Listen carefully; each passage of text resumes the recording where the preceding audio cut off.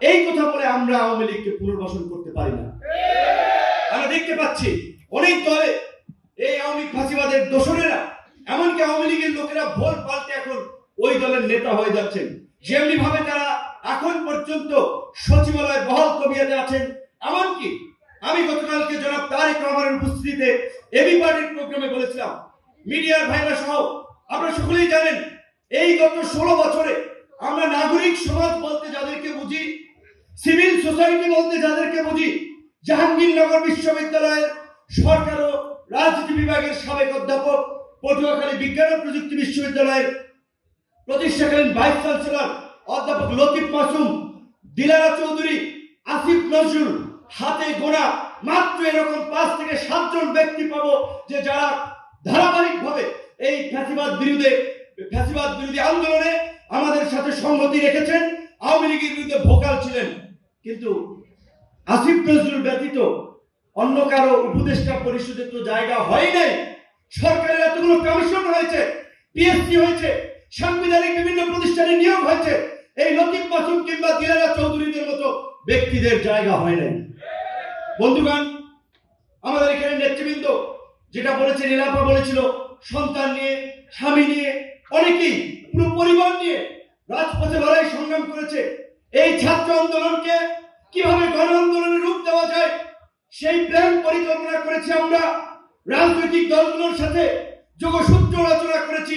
বিএনপির শীর্ষ নেতৃবৃন্দ থেকে শুরু করে জামাত, হেফাজত, অন্যান্য সকল নেতৃবৃন্দ এবং এইখানে যারা উপস্থিত আছেন, যদি 18 জুলাই দিবাগত রাত তথা 19 জুলাই রাতের যদি অনেকের ইনবক্স পাওয়া যায় কিংবা আমি যাদের সাথে কথা বলেছি কল লিস্ট চেক করা যায়, দেখবেন তাদের সাথে সেদিন আমার কি কথা হয়েছিল।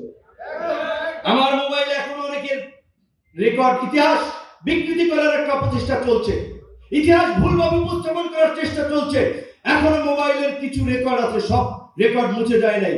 পরিষ্কার ভাবে বলেছিলাম যে যেভাবে হেলিকপ্টার থেকে যাত্রাবাড়ি, মিরপুরে, উত্তরা সহ সারা বাংলাদেশের ছাত্র জনতার উপরে গুলিবর্ষণ চলছে, আমাদের আনুমানিক হিসাব মতে ওই সময় পর্যন্ত রাত্র 10টা পর্যন্ত সেই 18 জুলাই যে শুক্রবার গণমিছিল ছিল, 17 তারিখ তার আগের দিন আপনার গায়েবাড়া জানাজা ছিল, আমরা বলেছিলাম এই 18 জুলাই পর্যন্ত প্রায় 400 থেকে 450 মানুষ মৃত্যুবরণ করেছে।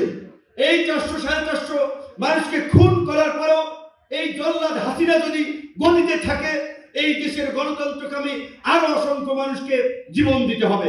সেজন্য আমরা পরিষ্কারভাবে বলেছিলাম এখন আর এক দফার বিকল্প নাই। আজকে আমাদের সেক্রেটারি সাহেব বলেছেন, আমাদের জুনিয়র অনেক আমাদের সহকর্মী ছিল, তাদের সমালোচনা আমি করতে চাই না, আমি অনেক কিছু টকশোতেও যাই না বিব্রতকর পরিস্থিতিতে, কিন্তু কিছু কথা বলতেই হয়। এই যে 3 জন ছাত্র উপদেষ্টা তারা সরকারের উপদেষ্টা পরিষদে গিয়েছেন, তারা এনসিপি গঠন করেছেন, সেখানে আসিফ এবং নাহিদ তাদের কন্ট্রিবিউশন আছে। আসিফ নাহিদ 19 সালে 2028 বছর পরে অনুষ্ঠিত ডাকসুতে আমাদের প্যানেল থেকে সাংস্কৃতিক সম্পাদক পদে নির্বাচন করেছিলেন। কিছু সময় ছাত্র অধিকার পরিষদের রাজনীতি করেছেন, ব্রেক নিয়েছেন। আসিফ 23 সাল পর্যন্ত ছাত্র অধিকার পরিষদের সাথে ছিলেন, তাদের একটা রাজপথে ভূমিকা ছিল। তারা এই আন্দোলন সংগ্রামের আমরা মনে করি পরিচিত মুখ হিসেবে, ছাত্র প্রতিনিধি হিসেবে এই সরকারে যাওয়ার পরে তাদের প্রথম এবং প্রধানতম দায়িত্ব হওয়া উচিত ছিল এই আহত আন্দোলনকারীদের সুচিকিৎসা নিশ্চিত করা, আহত এবং নিহতদের যথাযথ ক্ষতিপূরণ নিশ্চিত করা এবং আওয়ামী লীগের নিষিদ্ধ করার দাবিতে, গণহত্যার বিচারের দাবিতে সরকারের মধ্য থেকে একটা জোরালো প্রতিবাদ এবং প্রতিরোধ গড়ে তোলা। আমরা দেখলাম না, এখন রাজপথের কর্মসূচি দেখি, এগুলো মাইলেজ নেওয়ার কর্মসূচি আর বক্তব্য। তোমরা তো সরকারে ছিল, নাহিদ তো সরকারে ছিল 6 মাস 7 মাসের মতো, আসিফ তো এখন সরকার আছে, মাহফুজ যাকে মাস্টারমাইন্ড বলা হচ্ছে, আমাদের অনেক জুনিয়র বিশ্ববিদ্যালয় ছিল, আল্লাহকে হাজির নাজির করে বলছি, যে কয়দিন ছাত্রলীগের মার খেয়েছি, হামলা মামলার শিকার হয়েছি, ওই কয়দিন রাজপথেও দেখিনি। তাদেরকে মাস্টারমাইন্ড বানিয়ে দেওয়া হচ্ছে। এইটা আমি বললাম যে ইতিহাস বিকৃত করার চেষ্টা চলছে। এবং আমরা বলছি যে আজকে শুরুর দিকে এই সরকারের প্রতি যেভাবে একটা সর্বদলীয় সমর্থন গড়ে উঠেছিল, দল মত নির্বিশেষে সকল মানুষের যখন তার সরকারের প্রতি তৈরি হয়েছিল, আজকে দলমত নির্বিশেষে রাজনীতিবিদ এবং সচেতন মানুষ আশঙ্কা করছে বাংলাদেশে আবার নাকি আরেকটা ফিলিস্তিন বানানোর চেষ্টা করা হয় কিনা, আমরা সেই আশঙ্কায় আছি। আজকে করিডোর দেওয়ার মতো সিদ্ধান্ত, আপনার ওই ফিলিস্তিনে আপনারা জানেন, ফিলিস্তিনের ভূখণ্ডে ওই ইহুদিদেরকে ওই বেলফোর চুক্তির মাধ্যমে একটু বাসস্থানের সুযোগ দেওয়া হয়েছিল। সেই ইহুদিরা আজকে মধ্যপ্রাচ্যের বিস্ফোরা পশ্চিমাদের মধ্যপ্রাচ্যে আধিপত্য বিস্তারের জন্য আজকে ইসরায়েলকে সব দিক থেকে শক্তিশালী করা হয়েছে এবং সারা বিশ্বের মানবতা ওই ফিলিস্তিনে ভুলুণ্ঠিত হচ্ছে। সমস্ত বিশ্বের ভারতবাদ এবং ভণ্ড নেতারা ফিলিস্তিনের প্রশ্নে চুপচাপ করে রয়েছেন। তাদের মানবতা মানবাধিকার ফিলিস্তিনের প্রশ্নে তাদের মুখ থেকে কথা বের হয় না। আজকে আমরা তো খুশি হয়েছিলাম, আমিও ডিনারে অংশ নিয়েছিলাম, জাতিসংঘের মহাসচিব অ্যান্টনিও গুতেরেস এসেছিলেন এখানে, খুব খুশি হয়েছিলাম আমাদের ডক্টর মোহাম্মদ ইউনূসের বক্তব্য শুনে যে আগামী বছর তারা ঈদ করবে নিজ দেশে। পরে ডিনার খাইলাম ইন্টারকন্টিনেন্টালে, এখন মনে হচ্ছে খাওয়াই দাওয়াই তো সব ভুলভাল করে দিয়ে দিছে। যে এই যে আজকে যে মানবিক করিডোরের আলাপ আলোচনা হচ্ছে, এই সরকার টেম্পোরারি সরকার, সাময়িক সময়ের জন্য সরকার। আমরা ঐক্যমতের ভিত্তিতে মৌখিকভাবে তাদেরকে সমর্থন দিয়েছি বিধায় তারা ক্ষমতায় আছে।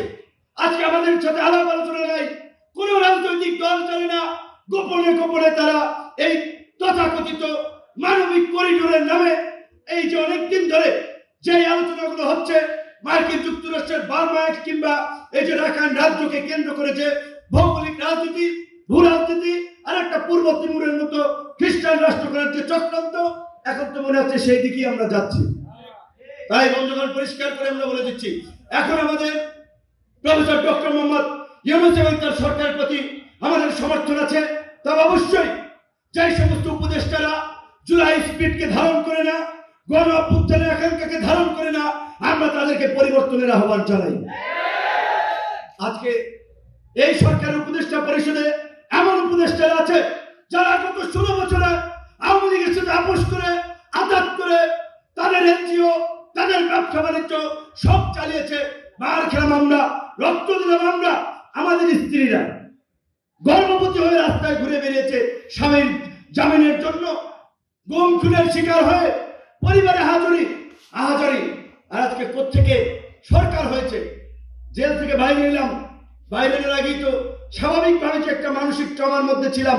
কয়েকদিন যাইতে যাইতে করছে একটা লিস্ট তৈরি হয়েছে 16 জনের, প্রথমে আলাপ ছিল 15 জন, 2-4 জনের নাম আমরা বলেছিলাম বাদ দেওয়ার জন্য, পরে 2 জন ছাত্র যুক্ত করা হয়েছে 17, সেইখান থেকে এখন বোধহয় 24 না 25। কিন্তু কোত্থেকে যে এই নামগুলো আসলো, আমরা ভেবেছিলাম আমরা জেলে ছিলাম, রাজনৈতিক নেতৃবৃন্দ বোধহয় জানে, তাদের সাথে আলাপ আলোচনা হয়েছে, পরবর্তীতে জানলাম কেউ জানেন এই সমস্ত নামের তালিকায়।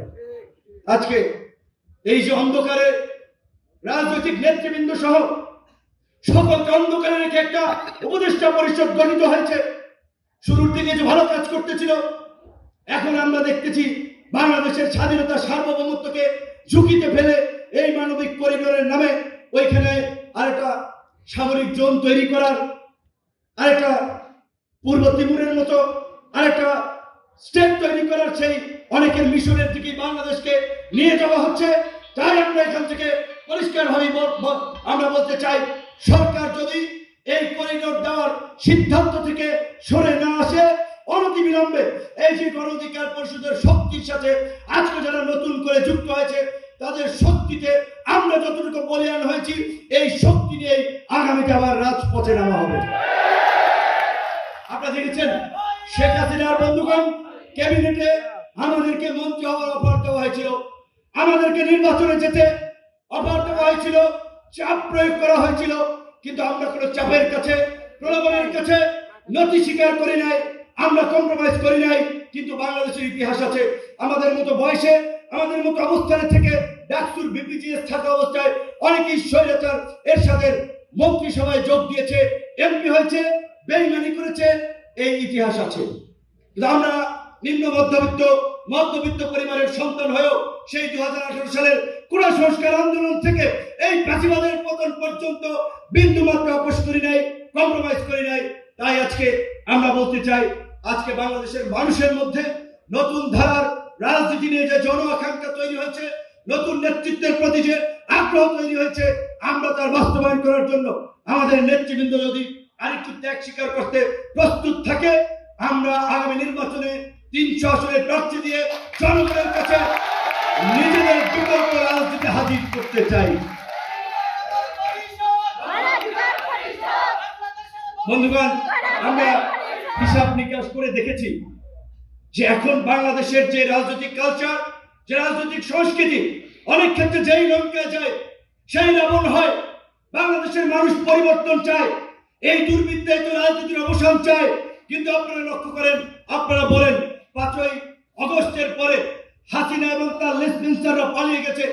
আমরা বলেছি ফ্যাসিবাদের পতন হয়েছে, কিন্তু মানুষের দুর্ভোগ কি কমেছে? এই যে পাড়া মহল্লায়, হাট বাজার, শিল্প নগরী, ব্যবসা প্রতিষ্ঠান সমিতি, বিভিন্ন জায়গায় চাঁদাবাজি, দখলবাজি কোনো কিছু বন্ধ হয় নাই। সরকারি প্রশাসন এখন অনেক ক্ষেত্রে অনেক রাজনৈতিক কর্মীদের কাছে অসহায় হয়ে যাচ্ছে। এইভাবে তো একটা দেশ চলতে পারে না। এই জন্য তো এতগুলো মানুষ লড়াই সংগ্রাম করে নাই। তাই আমরা সিদ্ধান্ত নিয়েছি আগামী নির্বাচনে জনগণের কাছে নিজেদেরকে বিকল্প হিসেবে উপস্থাপন করার জন্য, জনগণের কাছে নতুন নেতৃত্ব নিয়ে হাজির হওয়ার জন্য আমরা 300 আসনের প্রার্থী দিতে চাই। আজকে যারা যুক্ত হয়েছে, আশা করি তাদের মধ্যেও অনেকেই সংসদ সদস্য প্রার্থী হিসেবে নির্বাচন করবে। একই সাথে আজকে এখানে যারা আছেন, গ্রামে যারা আছেন, প্রত্যেকের প্রতি আমার সর্বশেষ আহ্বান হচ্ছে আমাদেরকে মানুষের কাছে যেতে হবে, মানুষের কথা শুনতে হবে। এখনো অনেক জায়গার মানুষ ভয় ভীতি, আশঙ্কা, আতঙ্কের মধ্যে আছে। হাসিনা বলে কারোর সাথে কম্প্রোমাইজ করে নাই, মাথা নত করে নাই, এখনো মাথা নত করার প্রশ্নই ওঠে না। আমাদের রনক ভাই, নীলাপা, ডক্টর জাফর ভাই সহ, আরিফ ভাই সহ তারা আমাদের দলে যুক্ত হওয়ার মধ্য দিয়ে আমি মনে করি গণ অধিকার পরিষদে আর একটা নতুন দিগন্তের সূচনা হয়েছে। গণ অধিকার পরিষদের গতিকে সারা বাংলাদেশে আরো এগিয়ে নেবে। এবং এই নেতৃবৃন্দকে আমি আপনাদের উপস্থিতিতেই এবং আমাদের যে সমস্ত নেতৃবৃন্দ আছে তাদেরকে একটা কথা বলতে চাই, রাজনীতি করলে চাওয়া পাওয়ার হিসাব নিকাশ মেলাতে আসবেন না। চাওয়া পাওয়ার হিসাব নিকাশ মিলিয়ে রাজনীতি হয় না। যে আপনাকে মনোনয়ন দেওয়া হইলো, আপনি দল করলেন, মনোনয়ন দেওয়া হইল না, পরের দিন আরেক দল করলেন, এটা একটা ভালো ব্যক্তিত্বের পরিচয় না। আমরা প্রত্যেককেই বলি, গণ অধিকার পরিষদ বাংলাদেশের ইতিহাসে উদাহরণ সৃষ্টি করেছে, বাংলাদেশের ইতিহাসে নতুন নজির তৈরি করেছে। বাংলাদেশের রাজনৈতিক দলগুলোর মধ্যে অভ্যন্তরীণ গণতান্ত্রিক চর্চার ক্ষেত্রে গণ অধিকার পরিষদ তার প্রথম কাউন্সিলের মাধ্যমে দৃষ্টান্ত উপস্থাপন করেছে। গণ অধিকার পরিষদের অঙ্গ সংগঠনগুলো কাউন্সিলের মধ্যে দিয়ে নেতৃত্ব নির্বাচিত হয়। যেহেতু এখন পর্যন্ত জেলা উপজেলায় ওই ধরনের প্রতিযোগিতা একেবারে তৈরি হয় নাই, সেই কারণে জেলা উপজেলার কমিটি হয়তো আমরা এখনো আলাপ আলোচনার ভিত্তিতে দিচ্ছি, কিন্তু আগামীতে আমরা জেলা উপজেলা কাউন্সিলের মধ্যে দিয়ে প্রত্যেকটি কমিটি দেব। কাজে যার দক্ষতা আছে, যোগ্যতা আছে, তারা নেতা নির্বাচিত হবে। নেতা নির্বাচিত হওয়ার জন্য কারো পিছিয়ে ঘুরতে হবে না, কাউকে পয়সা দিতে হবে না, কারো তোয়াজ করতে হবে না। আপনার যদি যোগ্যতা থাকে, আপনি এই পার্টির শীর্ষ জায়গায় অধিষ্ঠিত হতে পারবেন। এবং আমি এটা বলি, এই পার্টি আমার পার্টি, রাশেদ খানের পার্টি। 2018 সালে কোটা সংস্কার আন্দোলন করছে কিছু ছাত্ররা, তাদের পার্টি না, এটা ছাত্রদেরও পার্টি না। এই দলের অল ক্লাসেস অফ পিপল, বিভিন্ন শ্রেণী পেশার মানুষের একটা রিপ্রেজেন্টেশন আছে এবং আমরা সেটা নিশ্চিত করে গণ অধিকার পরিষদকে একটা সার্বজনীন পার্টি বা দল হিসেবে গড়ে তোলার চেষ্টা করেছি, করব। এবং আপনাদেরকে আমরা বলতে পারি, গণ অধিকার পরিষদের যেহেতু ইতিমধ্যে বিভিন্ন রাজনৈতিক দলের নেতৃবৃন্দ জয়েন করেছে, গণ অধিকার পরিষদ আগের চেয়ে অনেক শক্তিশালী হয়েছে। আমরা যেহেতু একটা প্রতিকূল সময়ে কাউন্সিল করেছিলাম, আশা করি খুব শীঘ্রই গণ অধিকার পরিষদের একটি নতুন কাউন্সিলের মধ্যে দিয়ে আমরা গণ অধিকার পরিষদকে আরো সুশৃঙ্খল করে গড়ে তুলব। এবং আগামীতে আমরা 300 আসনে যে প্রার্থী দেব, তার অংশ হিসেবে মে মাসের দ্বিতীয় সপ্তাহে গণ অধিকার পরিষদের প্রাথমিক 100 সংসদ সদস্যের প্রার্থীর তালিকা প্রকাশ করা হবে ইনশাআল্লাহ।